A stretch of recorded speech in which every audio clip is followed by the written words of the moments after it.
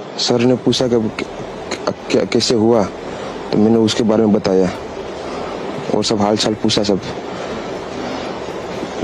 विश्वास, अगर हम जानना चाहें कि आप थोड़ा सा बता पाएं कि ये हादसा कैसे हुआ था, क्योंकि ये एक बड़ा चमत्कार है जिस तरीके से आप वहां से इकलौते ऐसे शख्स हैं जो जिंदा बचे। वो मेरे नज़रों के सब सामने हुआ था। मेरे खुद को भी बिलीव नहीं होता कि मैं कैसे उसमें से जिंदा बाहर निकला, क्योंकि थोड़ा टाइम लेके तो मेरे को लगा था कि मैं भी मरने वाला हूँ, लेकिन जब मेरी आँख खुल के मैं देखा ना तो मुझे लगा मैं जिंदा हूँ। तो मैंने ट्राई किया, जब मेरी सीट थे वो मेरी बेल्ट निकाला, मैंने वो ट्राई किया जहाँ से निकल सकता वहाँ से, तो मैं निकल गया वहाँ से। मेरे सामने नजरों के सामने एयर होस्टल और दूसरे आंटी अंकल सभी उसमें मैच हो गए थे सभी। अच्छा, थोड़ा सा बता पाएं, जब जैसे ही टेक ऑफ हुई फ्लाइट, क्या हुआ था और अचानक से कैसे हादसा हुआ? टेक ऑफ के बाद 1 मिनट के अंदर ही जब टेक ऑफ हुआ ना, तो सडनली 5-10 सेकंड कैसे लगा जैसे स्टक हो गया वो। बाद में से मेरे को लगा कि कुछ हुआ। बाद में प्लेन में लाइट ऑन हो गई, ग्रीन और वाइट। बाद में वो पता नहीं, वो प्लेन टेक ऑफ ज्यादा करने के लिए वो रेस तो बोलते हैं क्या, रेस दिया होगा ऐसा कुछ, और सीधा स्पीड में ही घुस गया जहाँ वो क्या था वो हॉस्टल था, एक हॉस्पिटल का। हाँ, हॉस्टल में। और सब सामने सब हुआ। ये जब फ्लाइट दोपहर को एयर इंडिया की फ्लाइट संख्या AI 171 दुर्घटनाग्रस्त हुई और कई पैसेंजर इसके अंदर हताहत होने की संभावनाएं हैं। इस घटना से पूरा देश क्षुब्ध है और पूरा देश एक साथ पूर्ण संवेदनाओं के साथ जो दुर्भाग्यपूर्ण हादसे में पैसेंजर हताहत हुए हैं, इनके परिजनों के साथ खड़ा है। सबसे पहले मैं भारत सरकार, गुजरात सरकार, भारत सरकार के प्रधानमंत्री जी और गुजरात सरकार की ओर से भी जो लोग हताहत हुए हैं, इनके परिजनों के प्रति गहरी संवेदना व्यक्त करता हूं। 10 ही मिनटों में हादसे के भारत सरकार के पास सूचना पहुंची।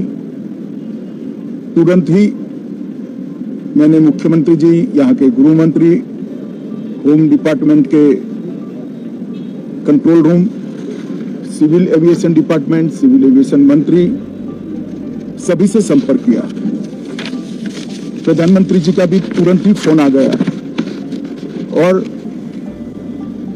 भारत सरकार और गुजरात सरकार के सभी डिपार्टमेंट एक साथ होकर राहत और बचाव कार्य में लगे। इस विमान में कुल मिलाकर 230 यात्री, देश के और विदेश के, और 12 क्रू मेंबर सवार थे। इसमें से एक यात्री का बचने का अच्छा समाचार मिला है, मैं उनको मिलकर आया हूं।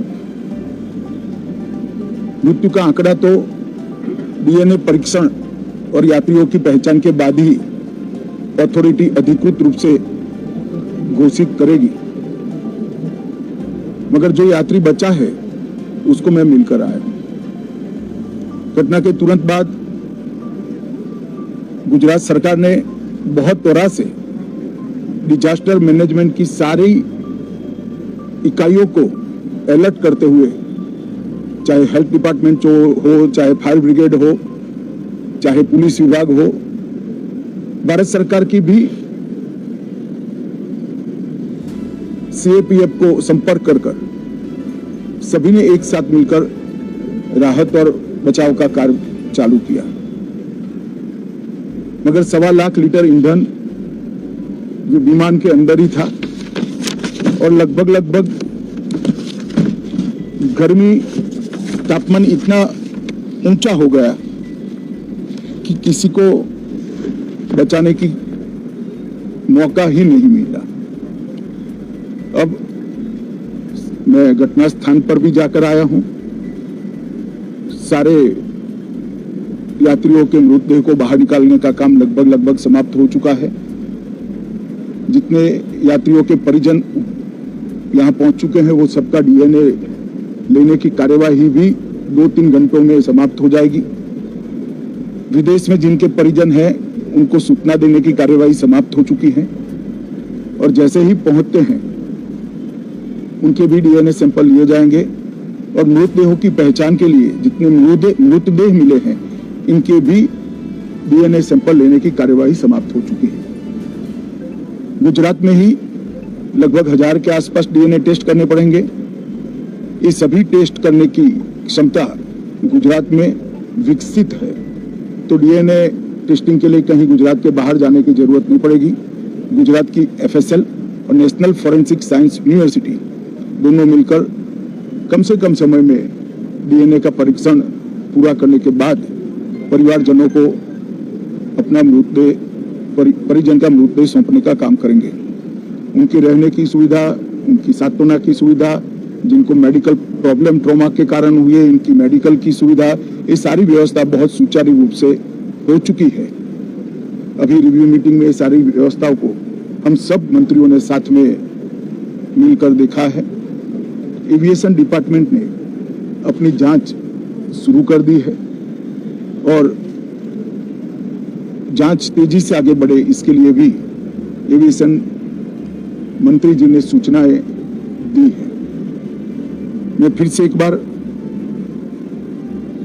राहत काम में जिन जिन एजेंसियों ने पूरा के साथ बचाव और राहत का काम किया वो सभी का धन्यवाद करना चाहता हूं और फिर से एक बार जिन्होंने अपने परिजनों को गंवाया है, हताहत हुए हैं, वो सभी को मनपूर्वक संवेदनाएं व्यक्त करता हूं। मैं एक बात जरूर कहना चाहता हूं कि ये एक्सीडेंट है, एक्सीडेंट को कोई रोक नहीं सकता, परंतु 365 दिन 24 घंटा इस तरह की घटना के लिए प्रशासन का जो अलर्टनेस है उसकी कसौटी उसी वक्त होती है जब ऐसी घटनाएं होती है। और आज गुजरात के डिजास्टर मैनेजमेंट की तैयारियों का एक प्रकार से दुर्भाग्यपूर्ण तरीके से मगर कसौटी हुआ और बहुत त्वरा के साथ यहाँ पर काम किया गया, वो पूरे देश के मीडिया के सामने और परिजनों के सामने भी आया है। अंत में मैं फिर से एक बार सम्माननीय प्रधानमंत्री नरेंद्र मोदी जी की ओर से, भारत सरकार और गुजरात सरकार की ओर से सभी हताहत लोगों के परिजनों के प्रति गहरी संवेदना व्यक्त करता हूं। धन्यवाद।